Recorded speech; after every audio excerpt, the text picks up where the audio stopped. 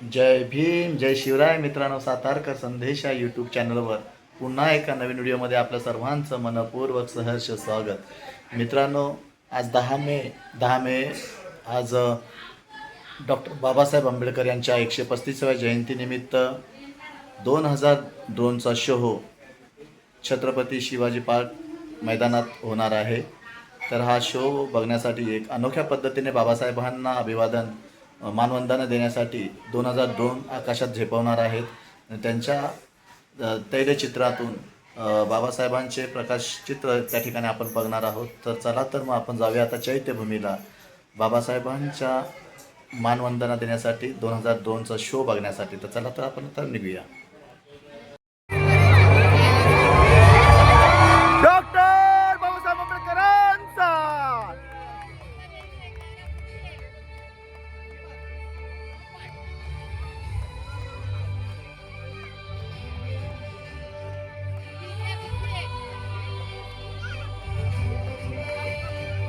आपण सारे सज्ज आहोत. आकाशामध्ये आज चमकणाऱ्या ताऱ्यांऐवजी भारतरत्न महामानव विश्वभूषण डॉक्टर बाबासाहेब आंबेडकर यांच्या विचारांचे तारे या ड्रोनच्या रूपाने चमकत आहेत. अनेक विक्रम ज्यांनी साकार केले, ज्यांच्या पदव्या लिहायला कदाचित कागद अपुरा पडेल इतकं बुद्धिमान असं व्यक्तिमत्व. पहिले भारतीय ज्यांनी परदेशामध्ये जाऊन अर्थशास्त्रामध्ये PhD ही सर्वोच्च पदवी संपादन केली. भारताचे पहिले कायदे मंत्री, मजूर मंत्री, सगळ्यांना समान हक्क मिळावा यासाठी संविधानामध्ये सामाजिक न्याय, समता आणि बंधुता यांचं दृढ असं अधिष्ठान देणारे भारतीय राज्यघटनेचे शिल्पकार महामानव डॉक्टर बाबासाहेब आंबेडकर यांचं हे 135वं जयंती वर्ष, हे जयंती वर्ष एक प्रेरणादायी वर्ष असावं यातून साकार झालेला हा सोहळा. एक सीमारेषांची चौकट नाही, तर ती असंख्य भाषा, विविध धर्म आणि जाती जमातींच्या गुंतागुंतीतून आकार घेतलेली आणि संस्कृतींच्या अखंड प्रवाहाने समृद्ध झालेली एक दिव्य जिवंत चेतना आहे. या विविधतेच्या विराट सागरातही एकात्मतेची अखंड ज्योत तेवत ठेवणारे जे अमृत आहे ते म्हणजे भारतीय संविधान.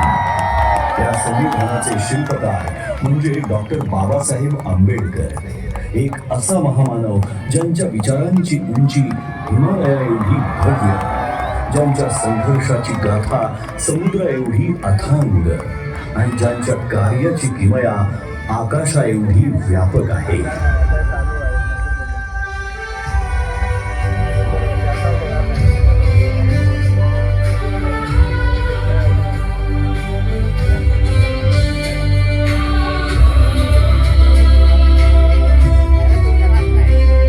संविधानाच्या प्रत्येक ओळीतून उलगडणारी डॉक्टर बाबासाहेब आंबेडकर यांची दूरदृष्टी ही केवळ कायद्यांच्या चौकटीपुरती मर्यादित नाही, तर ती एका आदर्श समाज रचनेची जिवंत प्रतिमा आहे.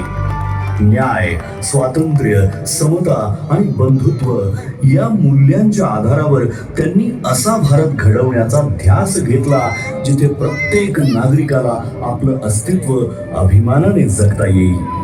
त्यांनी केवळ संविधानाची रचना केली नाही, तर एक असा भारत निर्माण केला जो प्रगत, न्यायप्रिय आणि समताधिष्ठित असेल आणि जिथे आधुनिक भारताची बीजे पेरली जातील.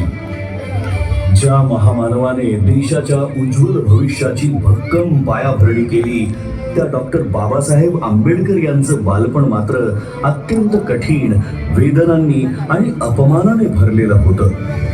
अस्पृश्यतेच्या काळोख्या सावटाखाली त्यांना शाळेत वेगळं बसवलं जाईल. पाण्याच्या एका थेंबासाठी त्यांना वंचित ठेवलं जाईल. परंतु या सगळ्या अन्यायाच्या जखमांमध्येही त्यांच्या अंतःकरणात परिवर्तनाची तेजस्वी ज्वाला धगधगत होती. त्यांना ज्ञात झालं होतं की शिक्षण हेच ते शस्त्र आहे जे अज्ञानाच्या अंधाराला चिरून टाकतं आणि माणसाला स्वाभिमानाने जगण्याची ताकद देतं. या जिद्दीच्या जोरावर ज्ञानाचा अखंड प्रवास सुरू झाला. मुंबईच्या शाळांपासून ते कोलंबिया युनिव्हर्सिटी, ग्रेस इन आणि लंडन स्कूल ऑफ इकॉनॉमिक्स या जागतिक दर्जाच्या संस्थांपर्यंत त्यांनी डबल डॉक्टरेट आणि बॅरिस्टर ॲट लॉ या उच्चतम पदव्या संपादन करून ज्ञानाच्या आकाशाला गवसणी घातली. त्या काळात इतक्या उच्च शिक्षणाची किमया साधणारे ते एकमेव भारतीय ठरले. आपल्या विलक्षण बुद्धिमत्तेच्या जोरावर परदेशात सन्मानाने आयुष्य जगण्याची संधी असतानाही डॉक्टर बाबासाहेब आंबेडकरांनी मातृभूमीची निवड केली. मात्र भारतात परतल्यावर त्यांना जातीच्या कारणामुळे बडोद्यामध्ये राहण्यासाठी छप्परही नाकारलं गेलं. पण अपमानापुढे झुकण्याऐवजी त्यांनी संघर्षाचा मार्ग निवडला. त्यांच्या कार्याची दखल घेत छत्रपती शाहू महाराजांनी 1920 साली त्यांना नव्या युगाचा नेता म्हणून गौरवलं आणि तिथूनच सामाजिक क्रांतीची नवी पहाट सुरू झाली. 1927 साली घडलेला महाड सत्याग्रह हा केवळ पाणी पिण्याचा हक्क मिळवण्यासाठीचा लढा नव्हता, तर तो मानवी स्वाभिमानासाठी उभारलेला पहिला महान संग्राम होता. 1927 साली महाड येथे झालेला चौदार तळे सत्याग्रह, त्यानंतरचा काळाराम मंदिर सत्याग्रह हा संघर्ष तर श्रद्धा आणि समानतेच्या संगमावर उभा राहणारा ऐतिहासिक टप्पा ठरला. हा केवळ पाण्याच्या हक्कासाठी नव्हता, तर मानवी स्वाभिमान, समानता आणि सामाजिक न्यायासाठी उभारलेला पहिला महान सामाजिक संग्राम होता. 1930 ते 1932 या कालखंडात डॉक्टर बाबासाहेब आंबेडकर यांनी गोलमेज परिषदेमध्ये सहभाग घेत वंचित, पीडित आणि शोषित समाजाचा आवाज जागतिक स्तरावर पोहोचवला. अनहायलेशन ऑफ कास्ट या त्यांच्या क्रांतिकारी ग्रंथातून त्यांनी जाती व्यवस्थेच्या मूळ पायालाच हादरा दिला. त्यांनी निर्भीडपणे सांगितलं की जोपर्यंत जात अस्तित्वात आहे तोपर्यंत खऱ्या अर्थाने लोकशाही फुलू शकत नाही. मी हिंदू म्हणून जन्माला आलो असलो तरी हिंदू म्हणून मरणार नाही, हे वाक्य केवळ एक उद्गार नव्हे, तर अन्यायाविरुद्ध उभं राहण्याचा, समतेसाठी लढण्याचा संकल्प होता. डॉक्टर बाबासाहेब आंबेडकर यांचा संघर्ष केवळ सामाजिक परिवर्तनापुरता मर्यादित नव्हता, तर त्यांच्या वैयक्तिक आयुष्यातही वेदना, त्याग आणि कठोर परीक्षांनी भरलेला होता. या कठीण प्रवासात त्यांच्या सोबत खंबीरपणे उभ्या राहिल्या त्या म्हणजे रमाबाई आंबेडकर, एक शांत, संयमी पण अतूट सामर्थ्याची मूर्ती.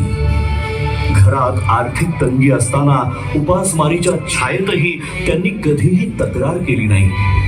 योग्य उपचारांच्या अभावामुळे आपल्या लेकराला गमावण्याचं असह्य दुःख त्यांना सोसावं लागलं, तरीही या दुःखाने त्या खचल्या नाहीत. उलट आपल्या पतीच्या महान ध्येयासाठी त्यांनी प्रत्येक वेदना मागे सोडली.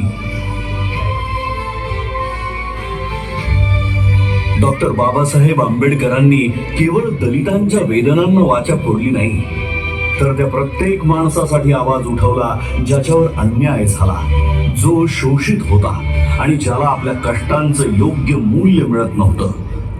कोकणच्या मातीतील शेतकऱ्यांच्या शोषणाविरुद्ध त्यांनी थेट आवाज उठवला आणि खोटी पद्धती या अन्यायकारक व्यवस्थेच्या मुळावर घाव घालत त्यांनी शेतकऱ्यांना स्वाभिमानाने जगण्याचा मार्ग खुला केला.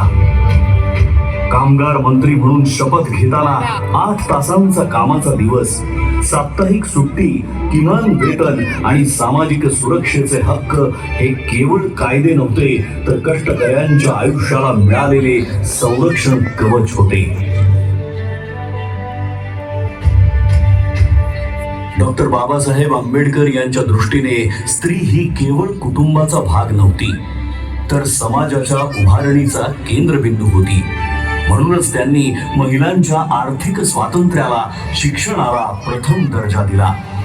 बालविवाह, सतीप्रथा, देवदासी प्रथा आणि विधवांचं अमानुष शोषण या सर्व कुप्रथांविरुद्ध त्यांनी प्रखर आवाज उठवून समानतेचा हक्क दिला. कायदा मंत्री म्हणून त्यांनी सादर केलेल्या हिंदू कोड बिलने महिलांना घटस्फोटाचा अधिकार, मालमत्तेत समान हक्क आणि वैयक्तिक आयुष्यात स्वायत्तता मिळवून देत अशा अभूतपूर्व निर्णयाने इतिहास रचला.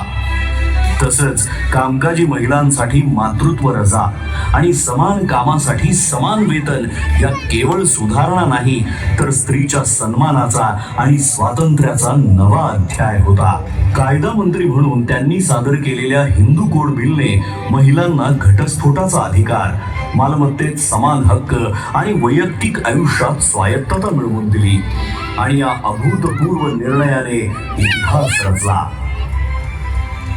1947 साली डॉक्टर बाबासाहेब आंबेडकर यांची संविधान मसुदा समितीचे अध्यक्ष म्हणून निवड झाली.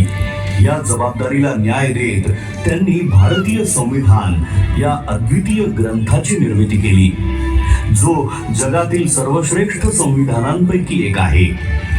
संविधानाच्या माध्यमातून त्यांनी प्रत्येक व्यक्तीला अभिव्यक्ती स्वातंत्र्य, समानतेचा हक्क, अस्पृश्यतेचा अंत आणि सर्व प्रकारच्या भेदभावावर कठोर बंदी घालून मानवाधिकार केवळ कायद्याच्या चौकटीत न ठेवता प्रत्येक भारतीयाच्या जीवनाचा अविभाज्य भाग बनवले.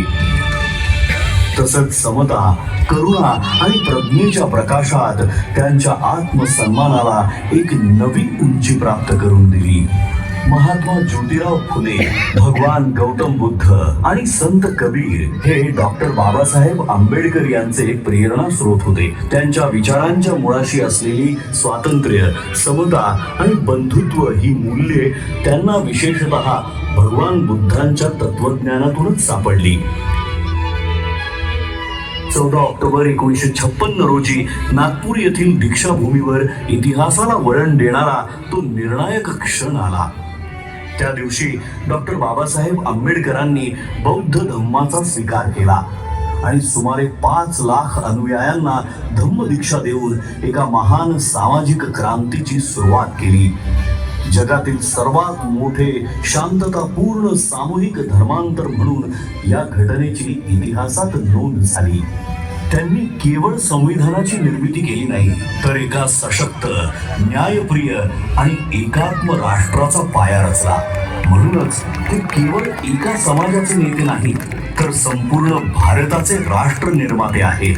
अशा या महान विभूतीचे, या युगपुरुषाचे आपण आज कृतज्ञतेने स्मरण करूया आणि अभिमानाने, आत्मसन्मानाने आणि एकतेच्या भावनेने म्हणूया, जय भीम, जय भीम, जय भीम.